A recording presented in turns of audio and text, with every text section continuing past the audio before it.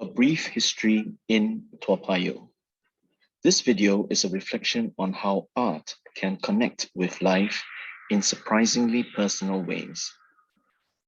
The People's Gallery is the National Gallery Singapore's best ever initiative to take art to the heartlands thanks to augmented reality. One day in October 2021, I visited all three participating void decks in Toa Payoh and was struck by how 16 of the 27 artworks there had very direct connections with my own life between 1963 and 2004. The artworks are rotated every 2 weeks, so it was by chance that the artworks that day were so relevant. I was stunned to realize that Block 130B is just a few steps from where my family home was from 1968 till 1990 when I moved out. The 4 blocks in this area were slated for selective en bloc or SERS redevelopment in 2005. Georgette Chen's Singapore Waterfront has become my current favorite Singapore painting. It was painted in 1963, the year I was born. Tang Da Wu's My Lucky Year has what looks like a chalk drawing of a rabbit, my Chinese zodiac sign. But I'm told it's actually a hare, a favorite motif used by Tang's mentor when he was studying art in England in the 1970s. Lee Boon Wang's Potong Pasir dairy farmer is significant in a few ways. When I was a toddler, my parents, who were both working, engaged a daycare nanny for me in her kampong house in Potong Pasir, next to a pond with water buffaloes, today the St. Andrew's School field, where I used to play football almost every day. The farmer in this painting, a turbaned Sikh man, reminds me of my Sikh schoolmate who joined our Chinese language class.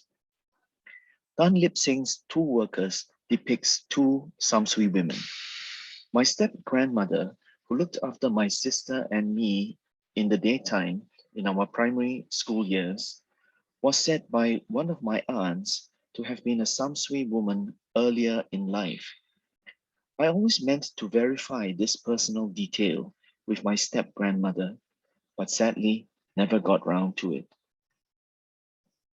Cheong Su Ping's Portrait of Folded Arms Lady looks a bit like my primary 4 teacher in 1973, Mrs. Elizabeth Choi, the World War II heroine who always wore an elegant cheongsam.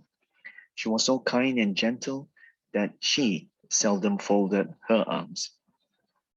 Malaysian artist Latif Mohidin's Aku, which means me in Bahasa Indonesia, is a portrait of Indonesian poet Chairil Anwar. The way he is portrayed here speaks of the tortured soul every poet struggles with. Wu Guanzong's An Indoor Scene of a Pub in England is believed to have been painted when he visited London in 1992 for his exhibition at the British Museum, the first for a living Asian artist. England was the first place I ever traveled to at age 19 to go to Cambridge University in 1982. In 1992, I was also in England, attending a British Council literature seminar at Cambridge. Tang Da Wu's You See No Sunset on Your Soil, I Saw Your Sun Set on My Paddy Field was painted in 1986, the year I completed my studies in England after another year in London. The artwork is a comment on the seemingly waning British Empire, a topic I have written much about as a country brand advisor and socio-political commentator.